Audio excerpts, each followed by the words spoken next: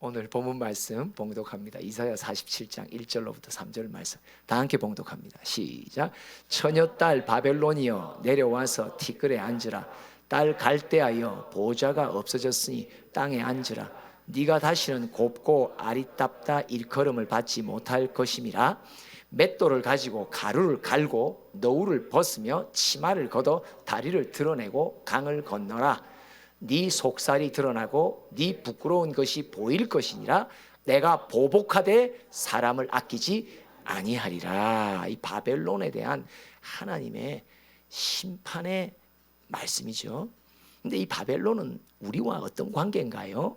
바벨론은요, 이게 계시록에도 보면 이 17장부터 보면 큰 성 바벨론, 음녀라고 말해요. 음녀. 이 바벨론은 이 음녀, 큰 성 바벨론, 이게 이 교회의 이 종말의 시대를 미혹하는 세력 중에 아주 대표적인 세력이죠. 그런데 이들이 하나님에 의해서 사용된 적이 있어요. 6절을 한번 볼까요? 어떻게 사용하셨나? 6절 시작. 전에 내가 내 백성에게 노하여 내 기업을 욕되게 하여 그들을 네 손에 넘겨 주었거늘 네가 그들을 긍휼히 여기지 아니하고 늙은이에게 네 멍에를 심히 무겁게 메우며. 그러니까 바벨론은 어떤 세력이냐? 영적 세력이에요. 근데 이 영적 세력을 하나님은 어떻게 쓰셨냐면 교회를 고난을 주는데 징계하는 매로 쓰셨단 말이에요. 전에 내가 내 백성 교회에게 노하여 나의 기업 하나님의 거신 백성을 욕되게 하여 그들은 네 손에 넘겨주었다는 거예요. 그러니까 우리가 지금 하나님의 징계를 맞을 때, 징계를 대할 때 이런 어떤 영적인 세력이 이제 역할을 하죠. 우리가 보는 것은 사람이요, 우리가 보는 것은 상황인 것 같지만 사실 그 뒤에 이 큰 성, 음녀, 큰 바벨론 성이 있는 거예요. 그들이 우리 주변의 사람들을 종살이 매여 갖고 우리를 자꾸 이제 핍박하고 이제 하죠. 이게 이제 하나님의 징계의 매로 사용하셨다는 거예요. 그런데 그들이 징계의 매로 사용됐는데도 그들에게 뭐가 없다? 하나님의 백성을 향한 긍휼이 없었고 또 그 백성 중에 늙은이에게 그의 멍에를 너무 심히 무겁게 맸다. 이게 이제 하나님의 진노하시는 저 이유죠. 또 진노의 이유가 또 있어요. 7절 8절 읽어봅시다. 시작. 말하기를 내가 영영이 여주인이 되리라 하고 이 일을 네 마음에 두지도 아니하며 그들의 종말도 생각지 아니하였도다. 자기가 스스로 뭐라고 말하는데 이제 내가 주인이 되었다. 내가 왕이 되었다. 그것도 영영이. 8절 시작. 그러므로 사치하고 평안히 지내며 마음에 이르기를 나뿐이라 나 외에 다른 이가 없도다. 나는 과부로 지내지도 아니하며 자녀를 잃어버리는 일도 모르리라 하는 자여 너는 이제 들을지어다. 하나님의 백성 우리를 이 큰 성 바벨론에다가 이렇게 맡겨놓고 막 때리게 하신 거예요. 근데 이들이 때리면서 어떻게 돼요? 교회 안에 과부가 생겨요. 교회 안에 자녀를 잃어버리는 일들이 일어나요. 그런데 이들이 과부가 생기게 하고 자녀를 잃어버리게 하는 막 매로 사용하면서 그들에게 어떤 교만이 오냐? 와, 하나님의 백성을 내가 때리고 있으니 영영이 내가 하나님이다. 나 외에 다른 이가 누가 있느냐? 그리고 그들은 사치와 평안 속에 그들 스스로가 교만의 말을 하나님 앞에 하게 되는 거예요. 그래서 하나님께서 이제 진노의 구체적인 말씀을 하십니다. 9절부터 11절까지입니다. 시작. 한날에 갑자기 자녀를 잃으며 과부가 되는 이 두 가지 일이 네게 임할 것이라. 네가 무수한 주술과 많은 주문을 빌릴지라도 이 일이 온전히 네게 임하리라. 그러니까 이제는 네가 얼마나 교만해지고 높아진 일, 내가 너를 쓴 건데 너는 네가 잘나서 네가 능력이 있어서 하나님의 백성을 친다고 생각하고 하나님의 백성을 치니까 이들에게 어떤 마음까지예요? 에이, 여호와 하나님도 별거 아니네. 그죠? 교회를 치는 악한 영이 뭐라고 말해요? 사람들에게 뭐라고 말해? 에따 뭐 교회도 별거 아니다. 이런 말을 하게 된단 말이에요. 그러니까 하나님이 이제 뚜껑이 열리시는 거예요. 그러면서 뭐라고 말한다? 한 날이 너에게 올 거라. 갑자기 너의 자녀를 잃을 것이고 네가 과부가 될 것이고 이 두 가지 일 네가 내 백성에게 행했던 이 징계의 현상을 너도 맞이하게 될 것이다. 그런데 네가 믿고 있는 종교를 네가 믿고 있는 우상을 다 동원해봐라. 이걸 막을 수 있는지 절대 못 막는다. 10절 시작. 네가 네 악을 의지하고 스스로 이르기를 나를 보는 자가 없다 하나니 네 지혜와 네 지식이 너를 유혹하였음이라. 네 마음에 이르기를 나뿐이라 나 외에 다른 이가 없다 하였으므로 재앙이 네게 임하리라. 그러나 네가 그 근원을 알지 못할 것이며 손해가 네게 이르리라. 그러나 이를 물리칠 능력이 없을 것이며 파멸이 호련히 내게 임하리라. 그러나 네가 알지 못할 것이니라. 하나님의 능력의 손, 보이지 않는 손이 이들에게 재앙을 내리는데 어디서부터 우리가 재앙을 받는지조차도 너는 모를 것이다.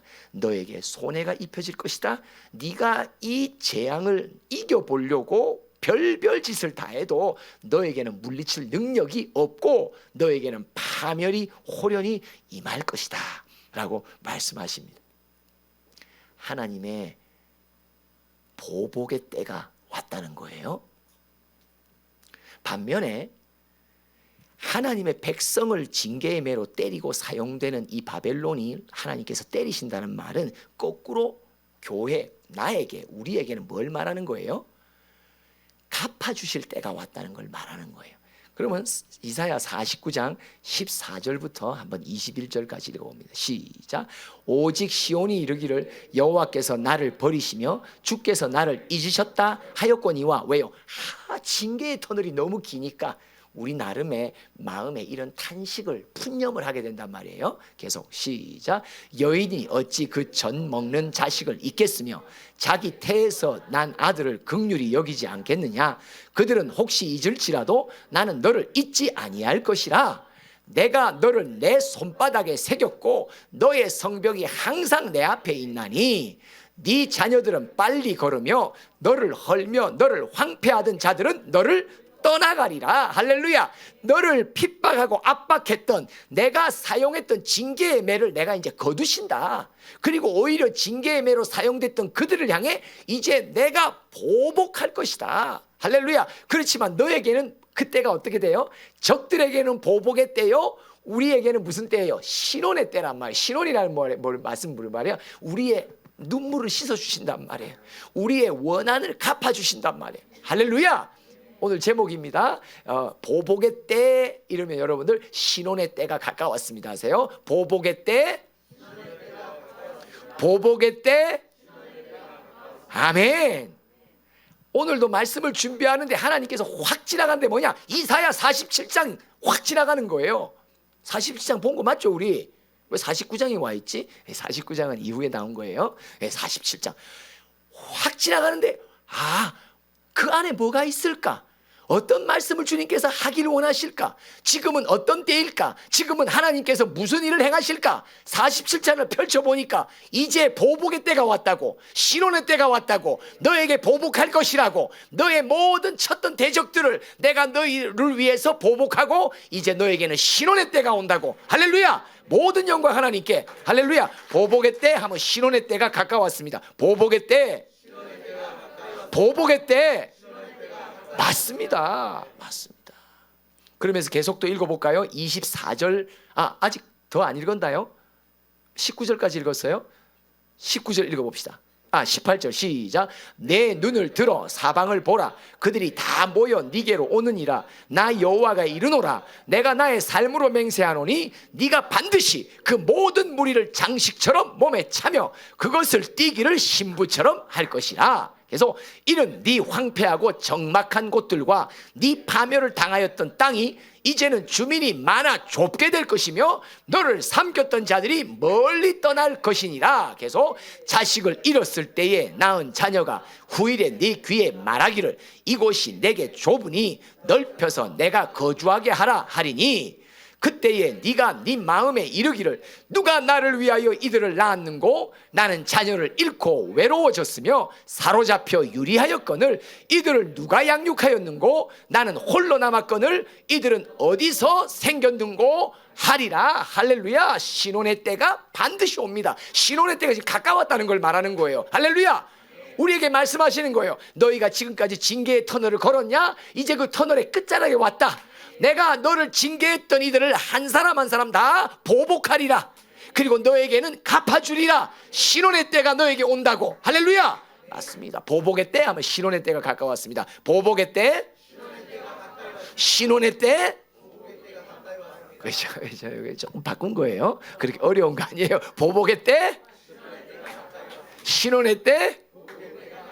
네, 죄송합니다. 이게 안 바꿀게요. 네, 그 다음에 이제 24절부터 24절. 이건 뭐냐면 우리가 이게 압박을 받고 징계의 터널 속에 있고 할 때, 그리고 우리가 막 발버둥 쳐서 어떤 영혼을 위해 기도하는데 아무런 그게 없는 거예요. 너무 악한 영이 그 영혼을 묶고 있는 것이 너무 강하단 말이에요. 그래서 우리가 어떤 이 긴 세월을 지나면 어떤 탄식이 오냐 이거예요. 시작.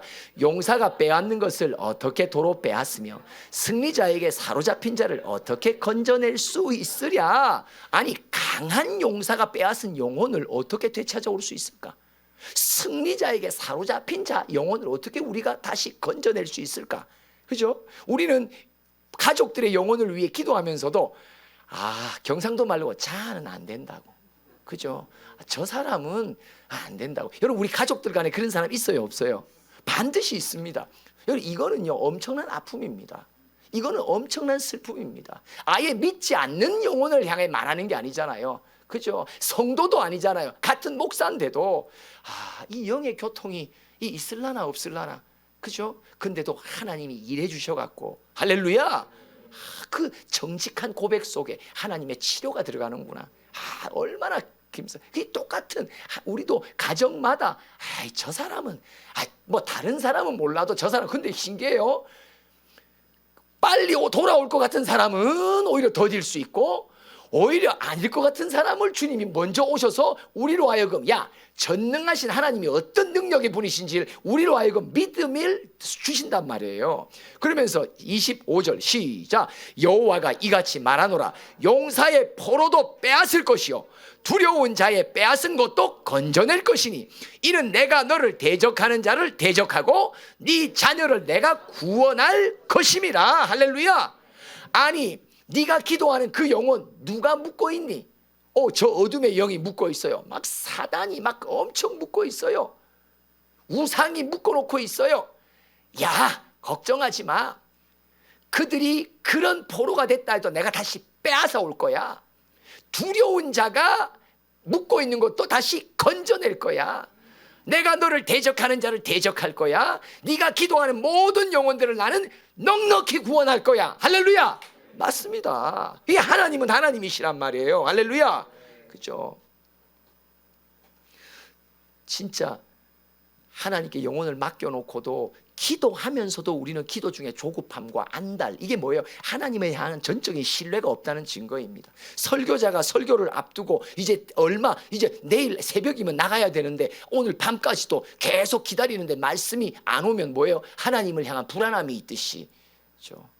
똑같습니다. 성도들은 내가 기도하고 있는 어떤 기도의 제목과 영혼들을 생각할 때 이거 뭐 아무런 요동이 없으면 어떻게 생각해요? 그때부터 나도 나름 조급해진단 말이에요. 이게 뭐예요? 여호와를 향한 신뢰가 우리에게 떨어진단 말이에요. 그래서 아까 읽었던 14절에 그 말에 시온이 뭐라고 말해요? 나를 잊으셨나? 우리 기도 안 들으시는 거 아닐까? 우리 기도에 대해서는 생각하지 않으실 거 아닌가? 이런 마음이 우리에게도 곳곳 순간 가끔 든단 말이에요. 이럴 때 주님이 말씀하십니다. 내가 반드시 건져낸다고, 반드시 다시 도로 찾아온다고. 할렐루야. 근데 그때가 가까웠다고 하는 거예요. 그때가 막연한 게 아니라는 거예요. 가정마다 일어나는 구원의 역사가 때가 가까웠다, 때가 가까웠다, 때가 가까웠다. 할렐루야. 맞습니다. 때가 가까웠단 말이에요. 막연한 말씀이 아니에요. 언젠가 그날에 그게 아니란 말이에요. 이제 때가 가까웠다. 할렐루야. 맞습니다.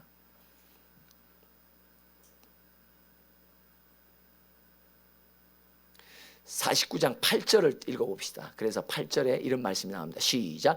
여호와께서 이같이 이르시되 은혜의 때가 내가 내게 응답하였고 구원의 날에 내가 너를 도왔도다. 내가 장차 너를 보호하여 너를 백성의 언약으로 삼으며 나라를 일으켜 그들에게 그 황무하였던 땅을 기업으로 상속하게 하리라. 은혜의 때, 구원의 날.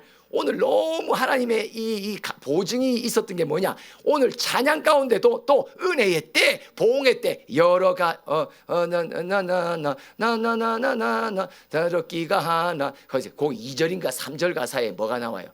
2절 3절 가사. 그래, 죄의 깊은 잠과 뜬 세상의 꿈을 어서 깰지어나이시오. 은혜 받을 날, 구원 얻을 때, 신원의 때, 보복의 때가 지금 온 세상에, 지금 이 순간에, 오늘 이 순간에, 이 시간에 너에게 선포된다고. 할렐루야. 맞습니다. 또 오늘 대표 기도에서 뭐예요? 구원만을 만할 때, 은혜의 때. 그죠? 이 단어가 탁탁 나오는데, 내가 바른 말씀을 받았구나, 바르게 받았구나, 이사야 47장이 순식간에 싹 지나가는데 그거였구나, 내가 잘 잡았구나. 그것이 오늘 이 강단에서 주님이 선포하기를 원하시는 하나님의 음성이구나. 할렐루야. 보복의 때, 신혼의 때 가까웠습니다. 시작. 보복의 때, 신혼의 때가 가까이 왔습니다. 보복의 때, 신혼의 때가 가까이 왔습니다.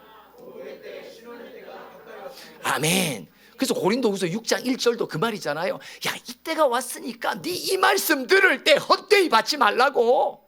할렐루야. 맞습니다. 믿음으로 받으라고. 막막하고 아무런 조짐이 없어 보이더라도 보복의 때가 왔구나. 아니, 보복의 때가 왔다니까 온 거요. 신혼의 때가 왔다니까 그냥 왔다고 믿는 거요. 할렐루야. 때가 온 건가 만 건가? 내가 제일 필요가 없단 말이에요. 내가 기도의 제목을 놓고 어떤 조짐도 없는 걸 보고 내 스스로 판단하면 안 된단 말이죠. 막막하고 아직도 어둠에 있는 것 같고 어떤 조짐도 없어 보여도, 아니, 오늘 보복의 때가 왔다니까 왔나 보다. 신혼의 때가 왔으니까 가까이 왔나 보다. 할렐루야. 이게 믿음이란 말이에요. 아멘. 맞습니다. 그래서 우리 보고 뭐라고 말해요? 야고보서 5장 6절로부터 한번 봅시다. 이 오랜 시련 속에, 이 징계의 매 속에 있는 우리들, 이들이 너무 세게 압박하고 때린단 말이에요. 시작. 너희는 의인을 정죄하고 죽였으나 그는 너희에게 대항하지 아니하여. 이게 중요해요. 이게 누가 보복의 때와 신혼의 때가 가까이 와도 누가 주인공이 됩니까? 레위기 26장 40절에 네가 징계를 받을 때 순히 받아라는 거예요. 네가 징계를 받을 때 순히 받아라. 그죠? 41절이죠. 그죠? 맨 밑에 절에 뭐예요? 그들의 죄악의 형벌을 기쁘게 받아라고. 그죠? 여러분, 바벨론에 의해서 내가 맞을 때요, 그냥 기쁘게 맞아야 돼요. 기쁘게 맞아보세요, 한번. 아유, 아프네. 아유, 아파. 이러면서 받는단 말이에요. 그죠? 아주 기쁘게 받아라. 다른 말로 말하면 조금 전에 야고보서 5장 6절이 그 말이에요. 누군가가 너를 정죄하고 막 죽이려고 덤벼들어. 그들에게 대항하지 말라. 그죠? 이게요, 이거 끝까지, 이게 인내입니다. 이게 오래 참음입니다.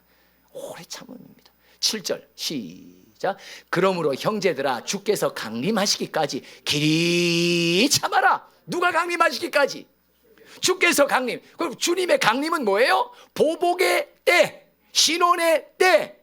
보복해 주시려고, 신혼해 주시려고 그분이 내려오신단 말이야. 그분이 짜자자자자자 등장한단 말이야. 그때까지 길이 참아라. 네가 하려고 하지 마라. 그러니까 설교를 부탁했는데 설교가 안 오니까 불안하니까 내가 하는 편이 훨씬 낫단 말이죠. 이게 바로 기다리지 못하는 거란 말이죠. 길이 참으라. 보라, 농부가 땅에서 나는 귀한 열매를 바라고 길이 참아 이른 비와 늦은 비를 기다리라니. 이른 비의 은총, 늦은 비의 은총을 기다리다니. 이 기다림이라는 게 이 보복의 때와 신혼의 때의 주인공이 될 수 있는 것입니다. 그래서 우리로 하여금 성령이 이 예배 속에서 계속 맞아도, 억울한 일 많이 당해도 계속 참을 수 있도록 도와주시잖아요. 이게 은총이란 말이에요. 그죠? 한 번씩은 막 이거 되받아치고 싶은데 어떻게 한다? 주님이 주여 하면서 한번 그 대상 앞에서 어떻게 한다? 다 같이 합시다. 시작. 주여. 다 같이 주여. 이러면서 돌을 닦게 된다 이것이. 그죠? 아이고 주여, 참 우리 뭐 저보다도 앞서서 걸으셨던 이 믿음의 선배들은 이미 이런 일들을 한두 번 하나님의 도우심을 받지 않으셨겠죠? 자, 8절 읽어봅니다. 시작. 너희도 길이 참고 마음을 굳건하게 하라. 주의 강림이 가까워. 이 강림이 가까웠단 말이에요. 보복의 때가 가까웠다. 이제 신혼의 때가 가까웠다. 그러니 뭐라고요? 너의 무릎을 굳게 하라. 그리고 게으르지 마라. 성령이, 너의 아버지의 영이 너를 깨울 테니까 깰지어다. 시온아 깰지어다. 야, 보복의 때가 가까웠다니까. 신혼의 때가 가까웠다니까. 너에게 내가 강림할 거야. 너의 대적에게 보복으로 강림하고, 나는 너에게 강림할 때 나는 너를 갚아주는 신혼의 때로 강림할 거야. 야, 깰지어다. 깰지어다. 시온아 깰지어다. 그러니까 나는 깨서 뭐한다? 나를 깨우신 하나님, 그러면 주님 깨소서, 깨소서, 깨소서. 할렐루야. 이제 보복의 때가 가깝고 신혼의 때가 가깝다는 하나님의 말씀을 우리가 받으면서 주님이 말씀하십니다. 마지막 피치를 끝까지 하라고. 중간에 멈추지 말라고. 마지막 때 가면 더 지치고 영적인 힘겨움이 있을 거라고, 낙심함이 있을 거라고. 그렇지만 지치지 말고 계속 내게 부르짖으라고. 너는 게으르지 말라. 영적인 나태함 속에 빠지지 말라. 계속 무릎을 굳세게 하라. 깨어있으라. 함께 주님 앞에 부르짖으라. 새벽을 깨워라. 우리 함께 결단하며 찬양합시다. 기도를 멈추지 말라. 지금은 우리 주 예수 그리스도의 크신 은혜와 하나님 아버지의 한량없으신 사랑과 성령의 교통하심이 보복의 때, 신혼의 때가 가까웠다고, 마지막 기도와 중보의 피치를 올리기로 결단하는 모든 푸른 교회의 동역자들 머리 위에, 이 땅에 방황하는 영혼들 가운데 지금부터 영원토록 함께 하시기를 축원하옵나이다. 아멘.